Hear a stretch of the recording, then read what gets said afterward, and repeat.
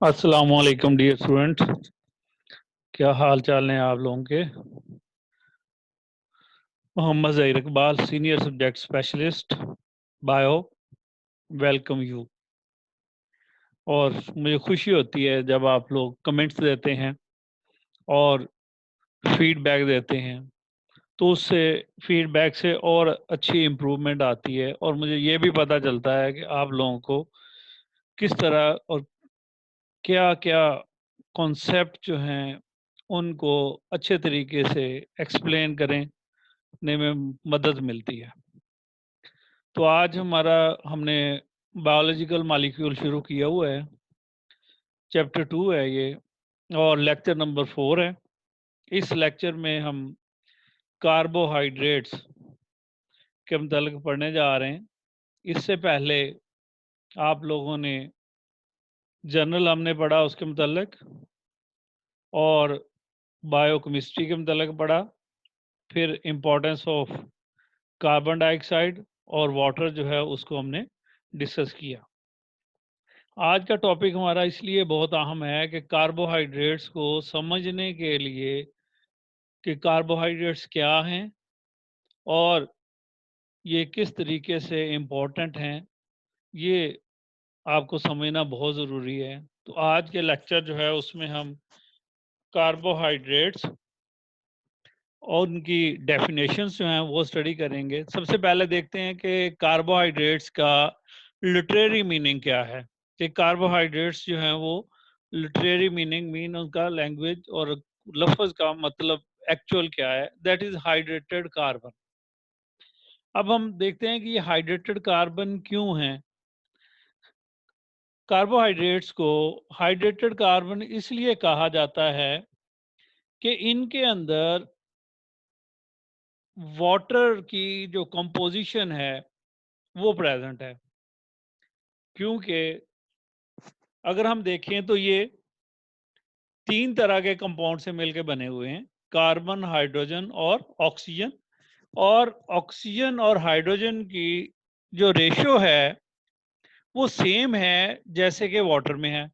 यानी कि आप देखते हैं कि हाइड्रोजन के 2 एटम होते हैं और एक एटम ऑक्सीजन का होता है।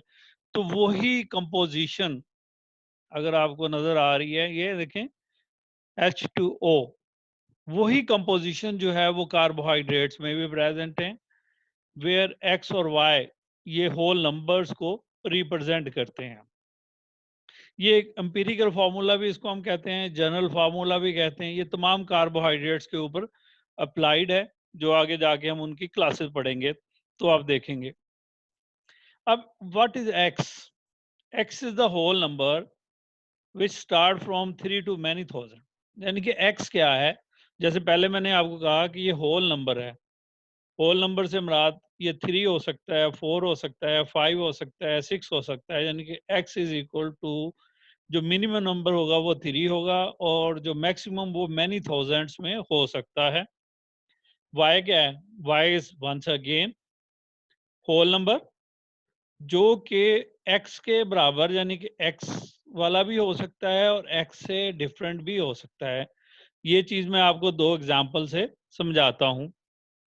सबसे पहले आप देखें, ये आपके पास फार्मूला है कि इसमें आप देखें x is equal to 6 and y is equal to 6।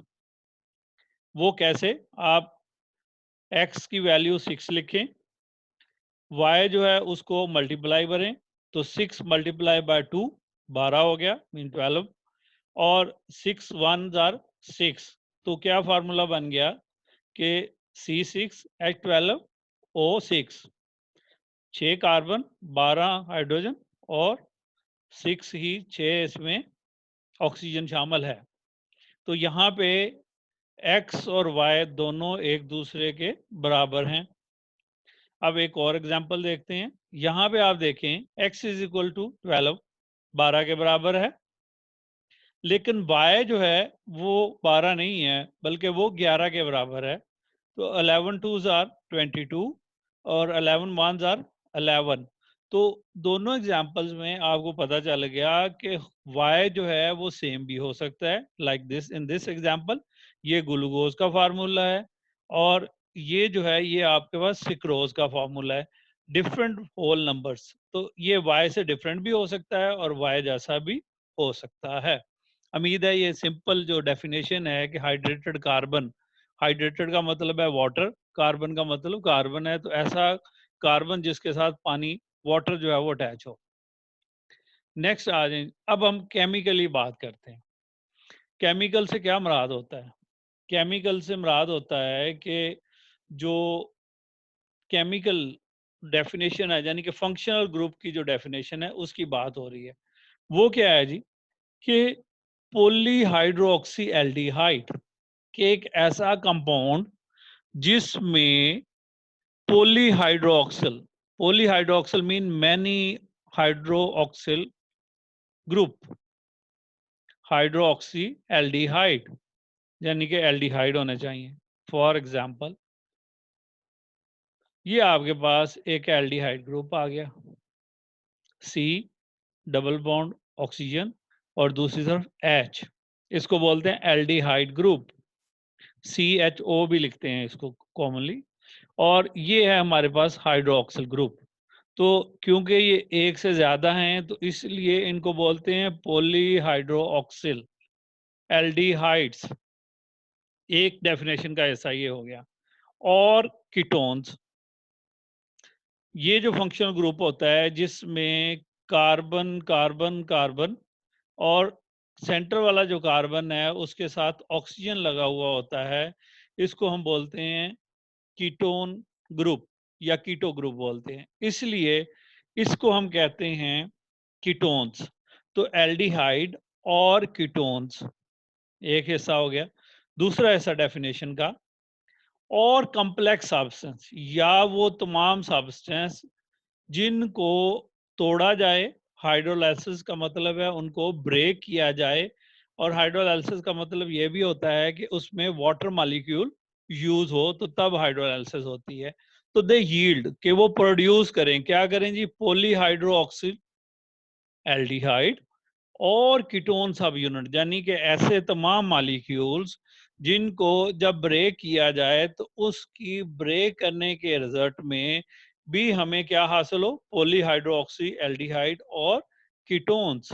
ये आपके पास एक सिक्रोज जो थी, पहले आपने शुरू में फार्मूला उसका देखा तो वो आपको नजर आ रहा है। इसको जब ब्रोक किया गया, उसको तोड़ा गया, तो हमें ग्लूकोज हासिल हुआ जो एल्डिहाइड ग्रुप से तल्लक रखता है, और फ्रिक्टोज हासिल हुआ जो कि कीटो ग्रुप से तल्लक रखता है। तो अब पूरी डेफिनेशन सुने कि carbohydrates, chemically carbohydrates are polyhydroxy aldehyde are ketones और the compounds complex substance when on hydrolysis, जब उनको तोड़ा जाए, यील्ड पॉलीहाइड्रोक्सी एल्डिहाइड और कीटोन सब यूनिट, तो उनसे छोटे जो यूनिट्स पैदा हों वो एल्डिहाइड और कीटोन्स हों, और साथ उनके पॉलीहाइड्रोक्सी यानी कि हाइड्रोक्सिल ग्रुप्स जो हैं वो प्रेजेंट हों। अब हाइड्रोलाइसिस की क्या डेफिनेशन है? कि ब्रेकडाउन ऑफ लार्ज कम्प्लेक्स, यानी कि कम्प्लेक्स भी हम कह सकते हैं, लार्ज भी कह सकते हैं, complex molecule substance into smaller one utilising water molecule. ये आपको नजर आ रहा है, ये वाटर मॉलिक्यूल यहाँ पे यूज हुआ है।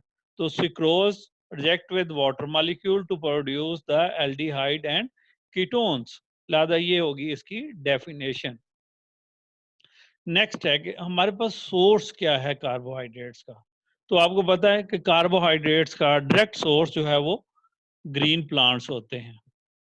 क्यों ग्रीन प्लांट्स होते हैं? इसलिए कि ग्रीन प्लांट्स लाइट एनर्जी को यूटिलाइज करते हैं, सनलाइट को, और कार्बन डाइऑक्साइड और वाटर के के साथ मिल के फोटोसिंथेसिस की मदद से ग्लूकोज जो कि शुगर है और ऑक्सीजन प्रोड्यूस करते हैं। इसलिए हम कहते हैं कि they are primary product of photosynthesis, कि कार्बोहाइड्रेट्स जो हैं ये फोटोसिंथेसिस का प्राइमरी प्रोडक्ट होते हैं।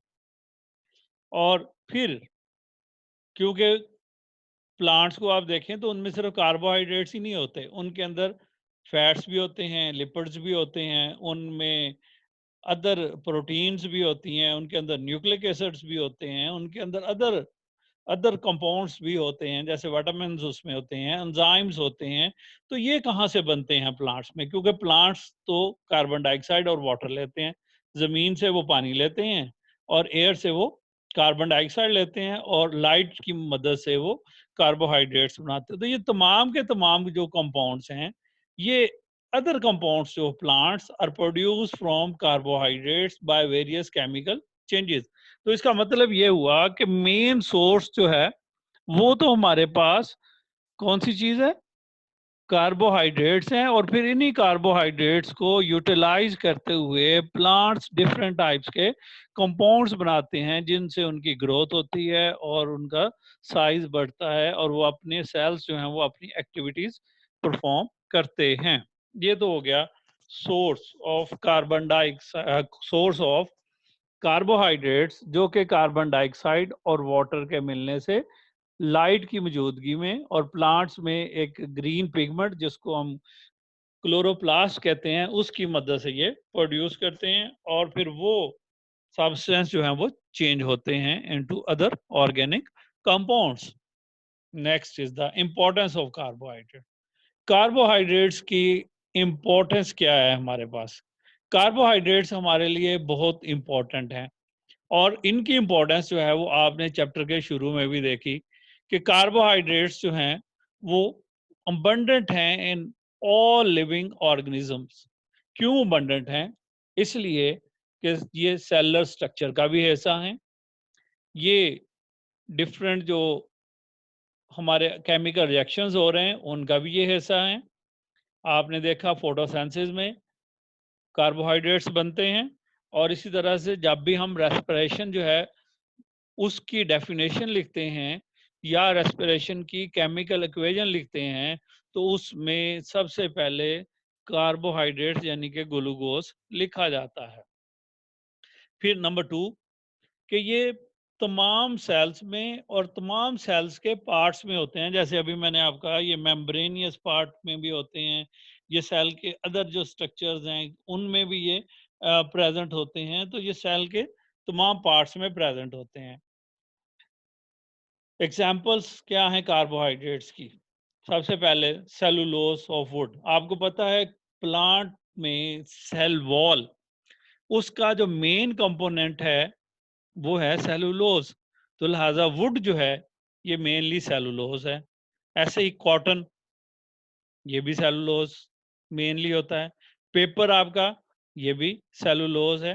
फिर दूसरा आ जाता है स्टार्च। स्टार्च आपको पता है बहुत इंपॉर्टेंट कंपाउंड है, क्योंकि प्लांट्स जो हैं कार्बोहाइड्रेट्स को स्टोर करते हैं स्टार्च की सूरत में, और ये स्टार्च जो है फिर ये एनिमल्स के लिए अवेलेबल होता है। तो स्टार्च आपको राइस में, व्हीट में, उसके बाद ओट में यानी कि जौ में, फिर ये स्टार्च जो है आपको कॉर्न में मिलता है। तो ये तमाम कंपाउंड्स हैं जिनमें ये इंपॉर्टेंट। ऐसे ही रूट ट्यूबर, जो पोटाटो की एग्जांपल ले लें, उसमें केन शुगर, गन्ने का रस जो है उसमें मिल्क शुगर जो है वो भी इसमें मौजूद होती है। अब कार्बोहाइड्रेट्स जो हैं बोथ स्ट्रक्चर और फंक्शनल रोल प्ले करते हैं। सबसे पहले कार्बोहाइड्रेट्स जो हैं they are main source of energy in cell. अभी मैंने आपको पहले बताया कि रेस्पिरेशन में हम हमेशा क्या करते हैं कि ग्लूकोज लिखते हैं, और फिर ग्लूकोज ऑक्सीजन के साथ मिलके जो है वो एनर्जी प्रोवाइड करता है एरोबिक रेस्पिरेशन में। और अगर एनारोबिक होता है तो तब भी सोर्स जो है वो कार्बोहाइड्रेट मीन ग्लूकोज ही होता है। नंबर टू, कार्बोहाइड्रेट्स जो हैं ये पहले मैंने अभी आपको एक्सप्लेन किया कि ये cell wall in plant, fungus और माइक्रो ऑर्गेनिज्म की जो सेल वॉल है उसमें ये इंपॉर्टेंट कंस्टिट्यूएंट्स हैं, मीन उसका इंपॉर्टेंट कंपोनेंट्स हैं। जैसे आप देखें प्लांट की सेल वॉल अभी हमने ऊपर डिस्कस किया, ये सेलुलोज होती है मेनली। काइटन जो है वो फंगस की सेल वॉल में प्रेजेंट होता है, और पेप्टाइडोग्लाइकन ये जो है माइक्रो ऑर्गेनिज्म यानी कि बैक्टीरिया जो है उनकी सेल वॉल में प्रेजेंट होता है। तो इस तरीके से मेन इंपॉर्टेंट कंपोनेंट है, इंपॉर्टेंट पार्ट है सेल वॉल का डिफरेंट ऑर्गेनिजम्स के अंदर। इसके बाद द मोस्ट इंपॉर्टेंट, जितने भी सेल के अंदर मोस्टली जो ऑर्गेनिक कंपाउंड्स होते हैं ये अमूमन कॉन्जुगेटेड मॉलिक्यूल्स में होते हैं। कॉन्जुगेटेड मॉलिक्यूल बनता कैसे है? कॉन्जुगेटेड मॉलिक्यूल हमेशा बनता है दो ऑर्गेनिक कंपाउंड्स के मिलने से। दो organic compounds which belongs to two different category. इससे क्या मुराद है? मीन एक ही कैटेगरी के नहीं हो सकते। ये नहीं हो सकता कि दोनों कार्बोहाइड्रेट्स हों, और ये भी नहीं हो सकता कि दोनों जो हैं वो प्रोटीन के हिस्से हों, बल्कि क्या हो, दोनों एक दूसरे से डिफरेंट होंगे। लाइक अगर आप देखें कि two different molecules belonging to different categories usually combine together to form conjugated molecules। अब हम उसकी कार्बोहाइड्रेट्स के रेफरेंस से एग्जांपल्स पढ़ते हैं। ये तो डेफिनेशन है इसकी कि दो मॉलिक्यूल जो कि belonging to different category, mean वो डिफरेंट कैटेगरी से मुराद वो different type of organic compound होने चाहिए। फर्स्ट, कार्बोहाइड्रेट्स जो है कंबाइन विद प्रोटीन, और दोनों कंबाइन होके क्या बनाएंगे जी? Glycoproteins. Carbohydrates combine with proteins क्या बनाएंगे? ग्लाइकोप्रोटीन्स।